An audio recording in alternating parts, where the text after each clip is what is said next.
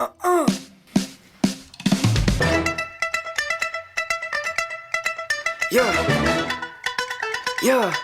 Let's go. Turn that shit up. Yeah. I'm kicking. Yeah. I'm kicking. I'm kicking shit like Karate Kid. I'm ballin' like Mikey, I've been like kid. I'm getting this money, it makes him sick. All right. I promise my mama will all be right. We're rolling. How are you? I'm doing good, dude. Doing good? Yep. Faced some adversity getting to this podcast, dude. It's been a while. Yeah, 2 weeks, 3 weeks. I lost the count of it. Yeah, it's been a while. Yeah, we've had some bumps in the road to get to this point, but here's the thing is I don't think, like, out of all the episodes that we've had up till now, we haven't had a card like 280. No, this card coming up Saturday. Biggest card of the year for sure. 2 title fights on it. The only way a card this year trumps this card is if John Jones comes back in December, which I'm still holding on for that.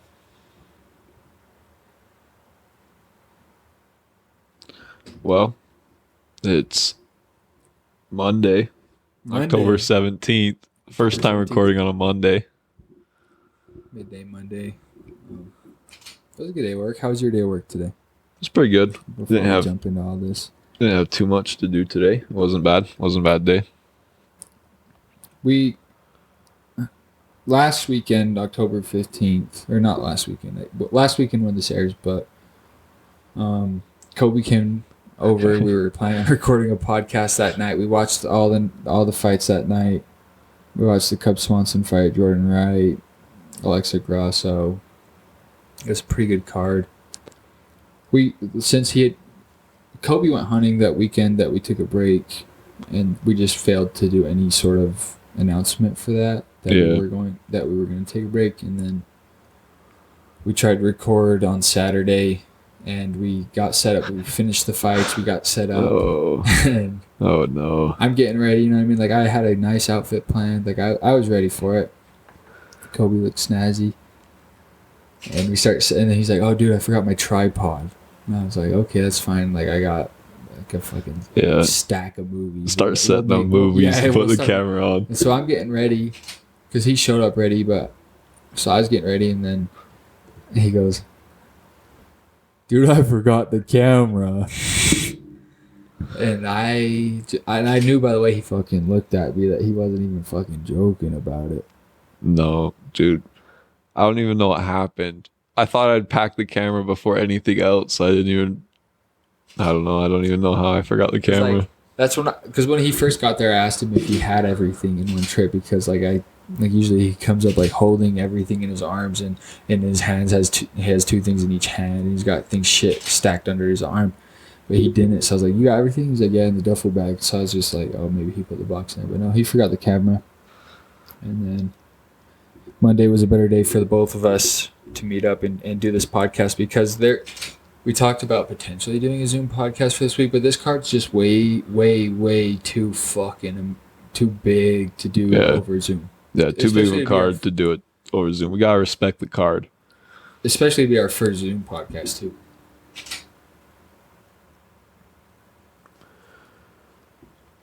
I'm not a big fan of Zoom podcasts either. I know the week before I left we were potentially gonna do one, but I wasn't super about it. No. We can talk about the last card. I'm honestly just so excited to get into 280. Like, since we started recording, like, that's like, obviously you can see that we're back here I forgot to even give a shout out. We're back here in the Ozark Trail Studio. Yeah. It's been a while. We got Bob. Bob is fucking back. He's back, finally. He's back. And he's looking snazzy. He got some new sunglasses. He's been hitting the gym. Only doing fucking core workouts. Get the hell on the guy. Man, it feels good to be back here. But you could tell, obviously, by the decor in the studio, that I've been absolutely fired for 280. So before we get into all of the amazingness of 280, we could talk about last weekend. Let's start off with the Nick Maximov fight. Remember Nick Diaz's boy that trains with him? He was in that video so they were talking about Nate Diaz fighting Khamzat Chimaev way before that fight was announced. And Nate Diaz was all, like how he sounded. And then he Can't goes, understand a word my he boy says. right here will fight him. And the camera pans over to him. And the dude's like, yeah, I'll fight. He looked really good for the majority of the first round. And then something happened and he hurt his leg. I wasn't sure what it was because we were kind of talking during the fight. So I wasn't even entirely sure. Yeah, we didn't pay too close attention. There was a few good fights that kind of caught our attention that we watched, but Jacob Malkoun just beat him. He didn't. The thing is that surprised me a lot is you knew because like when he would walk, he was walking like he was like wincing every time he took a step, like visually wincing, and sometimes making noises when he was doing it. And so I don't like. Malkoun should, and the commentators even addressed it too, that Malkoun should have been ripping leg kicks on that leg. And it was the back leg, so he would have had to have reached in to kick that back leg. And he admitted after the fight that he wasn't throwing them because he just didn't have kick. Like, he's not good with his kicks. Not in his arsenal. Yeah, it's not in his arsenal, he said. But now he's going to have to work on it because he just admitted to everybody that he doesn't have kicks. That's true. So by his next fight, he's going to have some kicks at least. Another one that stood out was the Alonzo Menifield fight, the light heavyweight fight. We were talking, and also we looked over, and Misha was sitting on his back. Yeah. He was KO'd. And I had said, like, I've watched a couple of his fights before. Like I said, he was a powerhouse. Rafael Sunsao beat Victor Henry. Victor Henry was someone that's on the come up. Rafael Sunsao is someone that's been ranked, that's beat some of the best. I think he's even beat TJ Dillashaw. Let me double check that.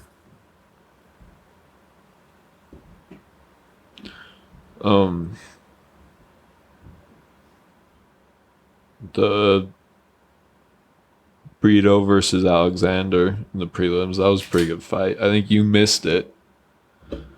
What was I doing? I don't know. It was the one where he jumped on his back. I did miss it. I don't know what I was doing. I remember ripping a piss. Submission by rear naked choke. Rafael First round. Sunsao beat TJ Dillashaw by split decision in 2013, but then lost to him in a rematch in 2016. A unanimous decision.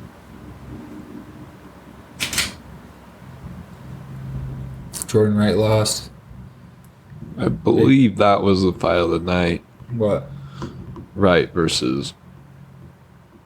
Dusko? Yeah, Dusko. Jordan Wright versus Dusko. I really should let you go on that one. No. I should have turned you loose on that one. No. Usually I'm the one that has to sit here and fuck up everyone's My last apologies to Dusko. I can't say his last name. name. Cub Swanson. That was a heartbreaker. He got hit with something that hurt him real bad, and he ended up just falling to the ground. And then Jonathan Martinez ended up getting on top and finishing him. Cub Swanson's moved to bantamweight. He fought there way earlier in his career. I didn't know that until the broadcast. What did they say? Like 2008? Something. 2006? Something like that? A long time ago. I was really, really young.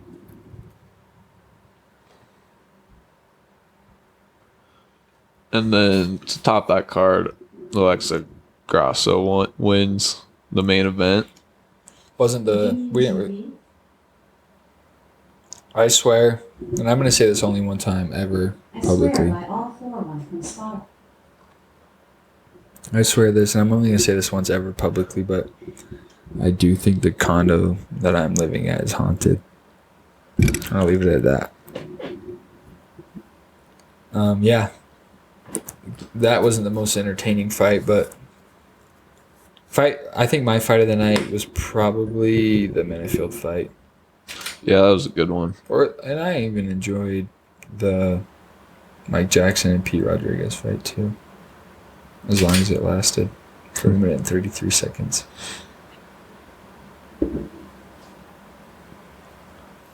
All right, well, let's just jump into 280. 280. Huge card. I'm gonna scroll all the way to the fucking bottom. I'm just gonna work my way up. Muhammad Makhachev, huge fucking favorite. I don't even know his opponent, Malcolm Gordon. Minus 700 favorite for Makhachev.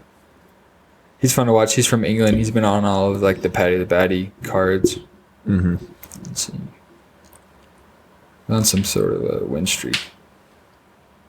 Well, he had a no contest in 2021. He's never lost. He's 8-0-0. It's a big fight. Flyweight too. That's a division that needs people, as we're gonna see. The fourth fight for Figueiredo and Moreno. Mm-hmm. UFC doesn't usually do 4 fights. I've never seen one. It's usually 3 fights and that's it. The first time ever. I think it's happened a few other times, but it's not typical at all. The Volkan Ozdemir and Nikita Krylov fight is hella good. That Krylov fought Alexander Gustafsson, who's someone that fought John Jones twice. And really, he was the first. I think he was the first person to ever take down John Jones. And it's for a title. He beat him because Gustafsson went up to heavyweight. To try that out, and he ended up losing there. So then he come back down to light heavyweight, and then Krylov beat him. So he's gonna fight Volkan Ozdemir, who just fight someone big. I think Ozdemir might be ranked. Paul Craig, he just beat Paul Craig, and he lost to Yuri Prohaska in Yuri Prohaska's debut. He also beat Alexander Rakic. I did not know that in 2019. That's a fucking fight. That's like the start of the big shit.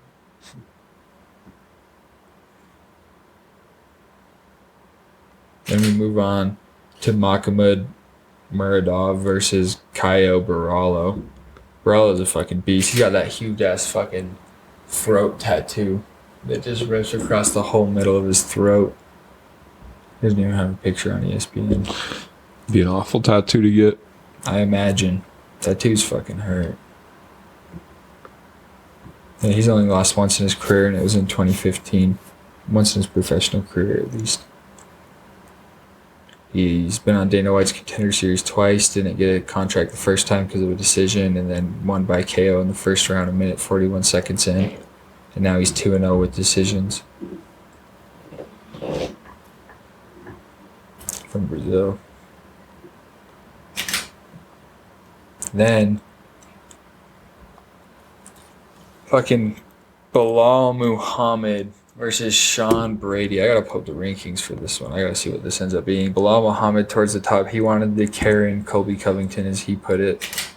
Bilal Muhammad is 5, and Sean Brady is 8 in welterweight.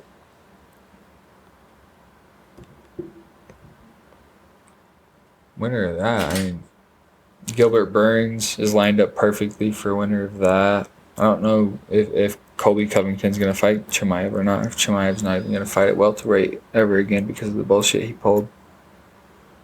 Yeah, what is he going to do? I saw they said that, like, his coach announced that he was moving, and the next thing you know, he's looking for a fight. He's calling for Colby Covington, but his manager did say publicly that he was going to fight up at middleweight. I guess what I heard is that they talked about, or what I read and heard was that they talked about he wanted to be welterweight, middleweight, and light heavyweight champion all at once. He's gonna get 3 belts. That's why he was starting. Well, that's why he was cutting so fucking hard to get down to welterweight, because heavyweight, I mean, that's a bit extreme. He says he wants to fight Francis Ngannou, but I mean, that dude hits as hard as a car hits you. Bilal Muhammad had that no contest with Leon Edwards, beat Stephen Thompson. That one was rough to watch. And then he beat Vincent Luque, which really surprised me on that one. I was going Luque the whole time there. And Sean Brady's really bursting. 15-0, never lost. This is a big fight, dude. This card is so stacked. Yeah, this is a prelim fight here. Yes. Like that'd be on the main event of a lot of other cards. That could be the main event of a fight night. No doubt. Bilal Muhammad's been the main event of Fight Night. He's no shy to being the main event. In fact, he can go 5 rounds, no doubt. Then we go into the main event, the pay-per-view. You got anything to say before we start getting into this? Just one of these ones that I'm drooling. I know this one and 281 we've been looking forward to since we started the podcast. We started to talk about them a little bit here and there, and then we got to stop ourselves so that we can talk about them right now.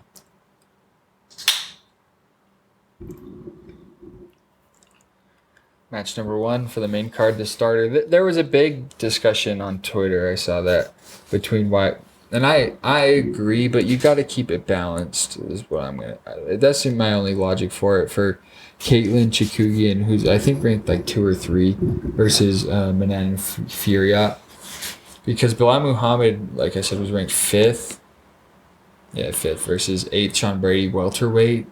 That's a huge fight. That's what I just said. That's a huge fight.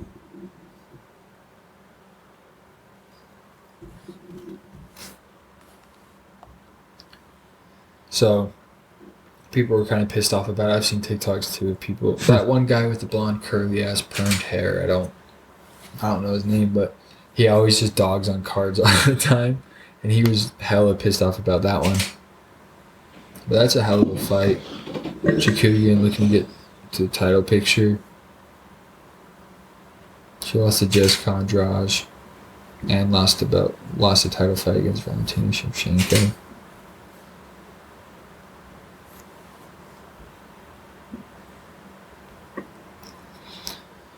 Then we got fucking at the start of the lightweight bout. Jeez. Dude. I'll come over that table right now. You're struggling today, buddy. I've been kept up alone by myself for like 3 days. The dog's ready to come out. Who let the dogs out? You're about to. You're that fucking close, Kobe. Just quit throwing the iPad around and we'll be okay. Go to lightweight here. It's hard to see because it doesn't show champion on the website, but obviously there is a champion, and the champion's name is DuBronx, Charles Oliveira. I don't believe he's a champion. I believe he got his belt stripped from him when he missed weight.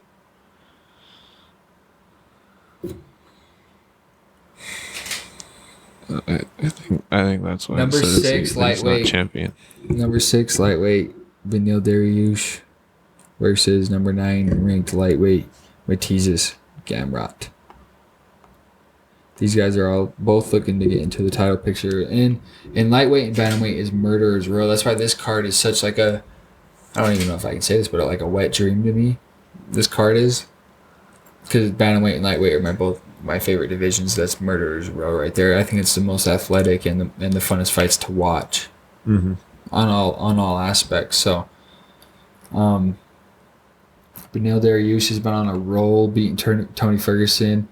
He basically popped out that dude's heel, and he like looked when he went to the post-fight media after that. He was like, they asked him a question, and he's like, "Before I say anything, how did he not tap to that heel hook?" He's like, I heard it pop, and like if you seen, that's the thing is if you saw him in that Charles Oliveira armbar, I mean his elbow was like it was fucked up. Matisse Gamrot is on the way up. Matisse.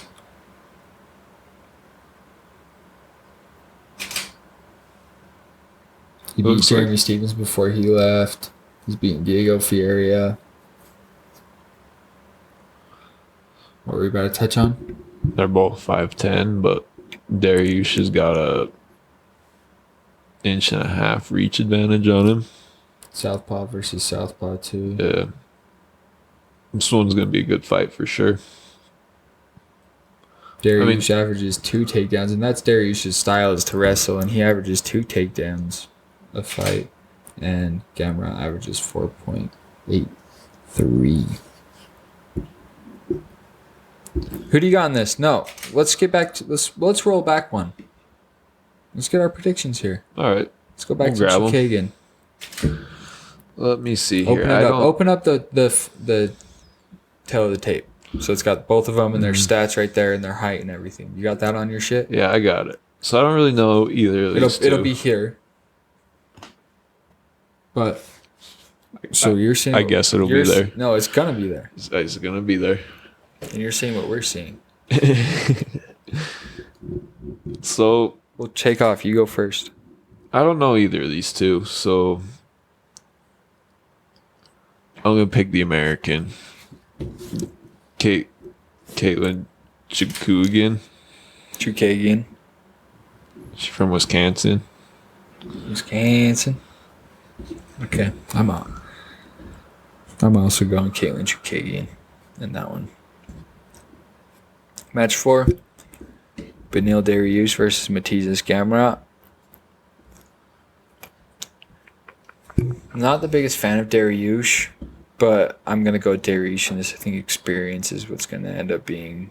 I mean, they're both pretty experienced. 21-1, and Dariush only is has 21-4-1. Like, yeah.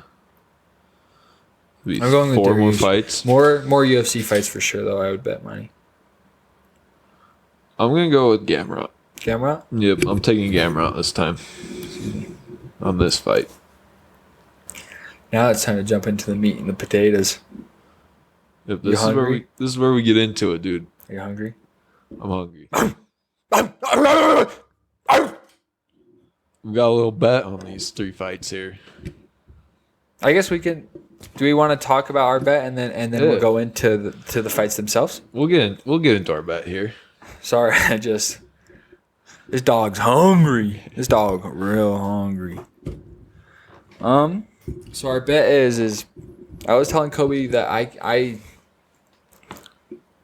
think fights that I really like them like these high level particular fights. I would like to think that I'm accurate, and so I'm going to come out here and I'm going to make my prediction now on Monday, the Monday before the fights, on Saturday before October, is it 20th or 22nd? 22nd, I believe. I talked about how all these 3 people are going to win, and he said, and this is what he said. He was like, it's not that simple that 3 underdogs are going to win. He's like, the reason betting odds, and stop me if I'm speaking incorrectly for you, because I'm polite like that, especially on the record. So stop me if I'm ever wrong here or I'm saying anything not inaccurate. So he said it's just not that simple. There's betting odds for a reason. There's no way that 3 underdogs in the last 3 fights are all 3 going to win. It's just not going to happen. I'm taking Sean O'Malley over Peter Yan. I'm taking TJ Pilleroids over Aljamain Sterling. And I'm taking Charles DuBronx Oliveira, the champion, over Islam Makhachev. The fact that Oliveira is an underdog is a piss on so much shit in this fucking UFC. It's disgraceful for Oliveira to be a fucking underdog right now. I'll agree with you there. I think Oliveira is disgraceful that he's the underdog there. He's going to win that one. I got Oliveira winning that one. So who do you have winning the Peter Yan Sean O'Malley? I hate to say it because I want Sean O'Malley to win. But Peter Yan wins that fight. You're taking Peter Yan in that? I'm taking Peter Yan on that. Who are you taking in the Aljamain and TJ Dillashaw fight? Aljamain. Aljamain over over TJ Dillashaw? Yeah. You ever watch the TJ Dillashaw fight? No, especially when he was all juiced up on fucking EPO. I just don't like TJ Dillashaw. So I got Aljamain Sterling. Dude, he was fucking raging when fucking Bruce Buffer be saying his name and he just fucking screamed, bro, and his face would get all fucking red because he was raged, bro. He was so fucking ready to get in there. And then, of course, Charles Oliveira is going to beat Islam Makhachev. My official prediction on that one is 2nd round submission. 2nd round submission. I think submission would be beautiful for Oliveira to do. I think Makhachev's that guy, so I think Makhachev's up there. He's a top 5 fighter with his fight style and his dominant fucking wrestling and submission game. He's definitely top 5, but I think Oliveira. I think he'll go more than a round with Oliveira. I got a round 1 submission Oliveira. You do? Yeah. You think he'll do it early? Do you think early or late or mid? Probably late. You think late? Mid to late. mid to late in the hope round. the first round goes something like a lot of. I hope Oliveira comes out on his back like he said he would. He's like, "You want this to be a wrestling match? I'll start on my back in guard."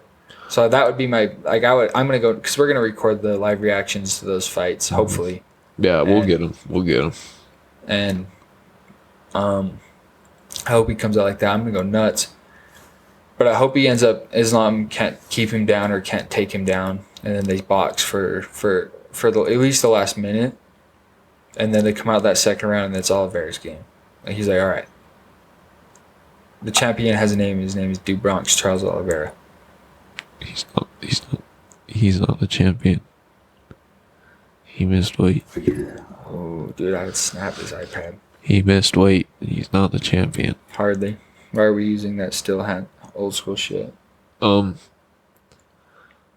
I think happens is they box for the first minute or so, and I think Makhachev is sleeping on Oliveira's ground game because his coach came out and said that if Makhachev wants it to go to the ground, he'll go to the ground, as if Oliveira's not the number one submission artist in the UFC. So I think he sleeps By on far. Oliveira. He sleeps on Oliveira. He's gonna By try to take it to far. the ground about mid round, and then Oliveira's gonna end it with a submission. I think Oliveira does it by submission.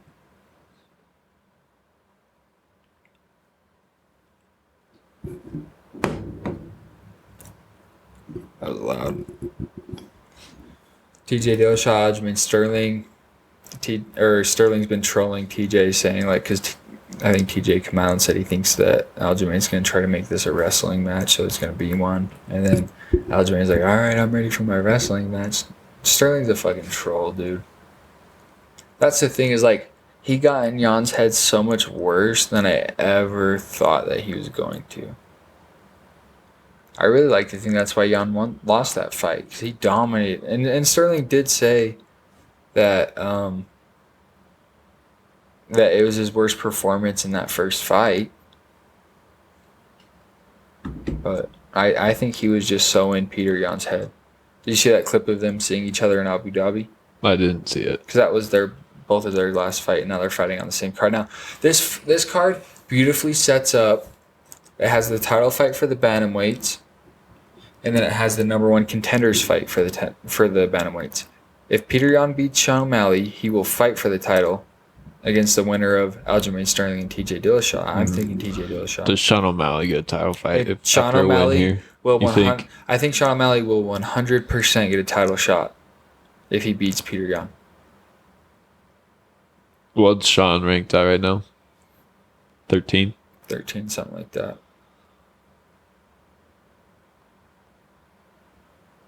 12. I don't know. I think he'd have a better chance at it just because he's on the same schedule as the title that's holder. what I'm saying. Like he's just on the That's how I he's know on the it, right is schedule. because this puts him on the same schedule. Not even on the right schedule. This puts him on the exact same schedule. They fought at the exact same time. Mm-hmm. Man, that fight! I'm so fucking hyped for that Peter Yan and Sean O'Malley. Those are two of the most high level strikers. Those two and Corey Sandhagen are the most high level strikers in the division, in the bantamweight division right now, in my opinion at least. Do you think the winner of Dariush Gamrot would have a shot at the title? Because they're also on the right schedule, but they're kind of... I think if it's a good fight, if they get a good win. Here's the thing: is Dariush has been that guy that's just kept fighting. He's been the Leon Edwards of the lightweight division recently. He's been that guy that should probably fight for it, but will he? If Michael Chandler beats Dustin Poirier, will he fight for it? I wouldn't hate to see a rematch between Charles Oliveira and Dustin Poirier, but wait. I actually saw something today. I gotta check my camera roll. It was a thing from Dana White. Dana White confirms in an interview that Alexander Volkanovski will receive the next title shot at the lightweight championship, and the winner of Sean O'Malley versus Peter Yan will get the next title shot at bantamweight. Oh, okay. So Volkanovski versus the winner of Charles Oliveira and Islam Makhachev. That is a huge fight too. So no, he won't. Maybe Michael Chandler fights Dariush or Fiziev. Fiziev and Chandler would be fireworks. That would be a good fucking fight too. And that's 281. We don't gotta wait that long for the next Chandler fight. No, we got Versus Poirier, dude. Oh my goodness. Especially after the Ariel Helwani interview. Oh my goodness. dude, 281's good card as well. I'm excited to see Izzy fight. Stacked. I'm hyped for that. We wanted to go to that so bad. We were trying to make it work. We looked at budgets and everything. We really did try to go to that, but Madison Square Garden, bro. We're gonna go to one of these cards here in the next year and a half. One of these super cards, and we're just gonna make a huge video out of it to put on YouTube. Just the whole trip, just everything behind the scenes, because not a lot of people get to go to UFC fights or don't even want to, because they don't really get the experience that goes in being there live. Especially dude, you couldn't pay money to get the feeling of that stadium that night when fucking Leon Edwards knocked out Kamaru Usman. No, that was insane. Top 2 upsets in UFC history, no doubt. In my mind, no doubt. Yeah, I don't know, but biggest upset I've watched. But it was because that fight was Usman's. It was over. It was Usman's fight. He won. He won already. Yeah, he was dominating for the most part, except besides the first round, he was dominating. Well, are you worried about Sean O'Malley going on a slide after he loses this fight? He's not gonna go on a fucking slide, you absolute dunce. You retard fuck. Well, I don't know. He's a poor loser about his last loss, dude. He didn't. He could go on a slide. He lost, yeah. He was. Well, he's undefeated, but he lost. How can you be undefeated and lose? Dude, I don't have a fucking chemistry degree to go into the fucking science behind all of that, but he does. It's factual. Something like that. I don't know. Dude, I'm seeing something here that we have to touch on here. PFL has announced another fight for its November 25th event in New York. Newly signed female featherweight Aspen Ladd. We didn't even get to talk about that. That was the podcast that we didn't record. Missed fucking weight again, and then gets we cut. touched on that, and then I don't think we touched on her and Sarah McMahon getting cut. I think we touched on Sarah McMahon getting cut and signed back, but then she also, when Aspen Ladd got cut, Sarah McMahon got cut again. Unless your UFC roster watch was on some weird shit. Could have been. You know, because that's not official. I mean, that's just my source. But I just had to touch on that Aspen so we can Ladd, get yeah, Aspen Ladd in every episode. You got to think for Aspen Ladd? No. Have you looked at her? No. She could beat the fuck out of both of us at the same time. No doubt. I don't have a look at you. I don't know. Maybe unless she just got done cutting weight, bro. Like, if we get her right after she gets off the scale, we had a chance. Yeah, 'cause she'd be dead. She'd be just about dead. Look at you. Look at you. Fucking dapper. Built right. Except mild bitch tits. Love handles, but that comes and goes. Alright, so I got some questions for you now. We've kind of covered all of 280, and that's basically what this podcast is going to be about, but I've been sitting on some shit. You're going to try to embarrass me because of what happened last episode, huh? No, I'm going to put you on blast hard. Yeah, because what happened last episode. What did you score on the ACT? 28. Did you really score? 28. One time or two times? How many times did you take it? Once. Doubt it. Took it one time. You were a fucking nerd in high school. Took it one time. What fight are you most excited for this weekend? And are you coming to the official watch party for the Deseret MMA podcast? Yeah, I'll be here because we got to record a podcast after. What fight are you most excited for? Probably Peter Yan versus Sean O'Malley. I'm excited at the end when you're going to be handing me $100 bill, bro. Make sure it's a crisp one. I pay with Venmo nowadays. No. I'm going to need cash. Where am I going to go get cash at fucking 12 p.m.? Go get it tomorrow, dude. Tomorrow? Yeah. Have it ready for me on Saturday. And you as well. I don't want no fucking 420s. I want straight crisp $100 bill. Blue. I want it to be blue. If it's not fucking blue and it's a little bit wrinkled and shit, I'm giving it back. I say I want it crisp. Mail it to me. $25 bills. I'd hit you so hard. No, you're getting $25 bills. All right, what fight are you most excited for? Oh yeah, you said that. So you picked Peter Yan. What way, what fashion, and what round do you think Peter Yan wins?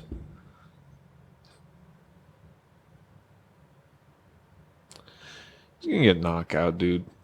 Knockout or TKO? Knockout, bro. Walk off KO? Because like KO is when you hit him and you don't hit him again. TKO is when you hit them when they're on the ground again. Probably TKO then. TKO? TKO. Third round. Third round.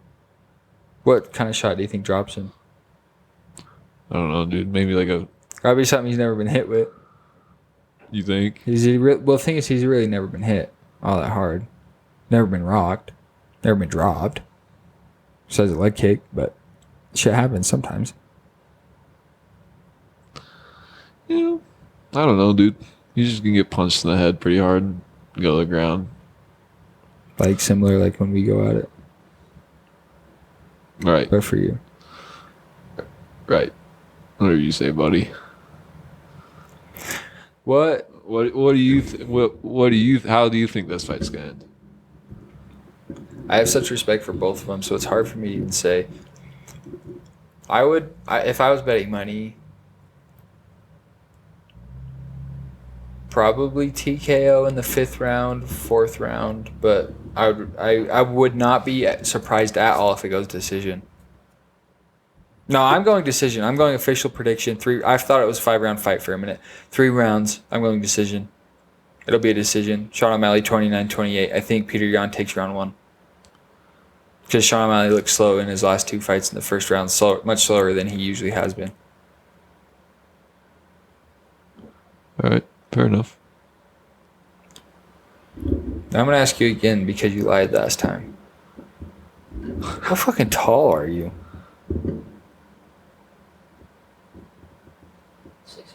Like 6'5".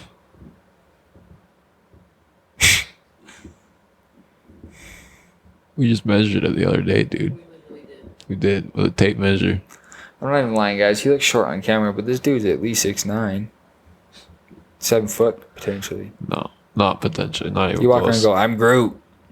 I am Groot. No, that doesn't happen. Who's one fighter that you dislike to watch?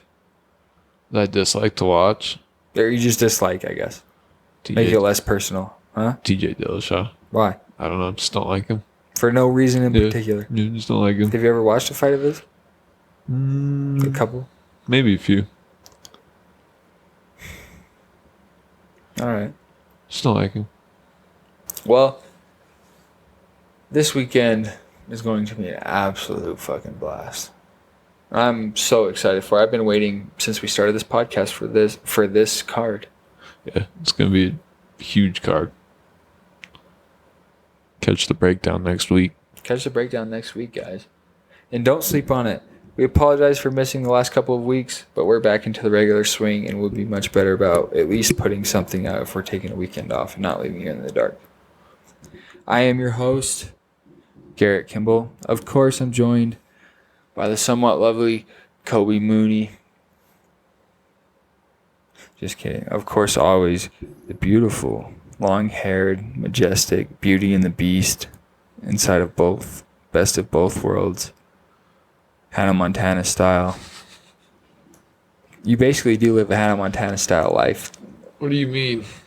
Just because I have long hair, I live a Hannah Montana style life? The way you actually live your life. But this is the Deseret MMA Podcast, the #1 Utah-based podcast in all of Utah. And I put that. And if you disagree with that, anyway, come see me. But anyways, thank you guys for watching, and we'll catch you guys next week with the breakdown of 280. That's the pod. Mama always says that she know I remember something. Benny on the kick, she's like a book, cause I can run it. I feel like LaMelo, if I open it, he does it. I'm not talking about ball, I'm talking about money. Had to warm my phone, cause being fucking funny. Now I get these diamonds when I smile, it's sunny. Bitch, I heard dogs, your pussy was a pocket. Eat shit like a body kid. I told that. Don't forget the like. I promise my mama will all be rich. Stay down for my fam, no, I'll never switch.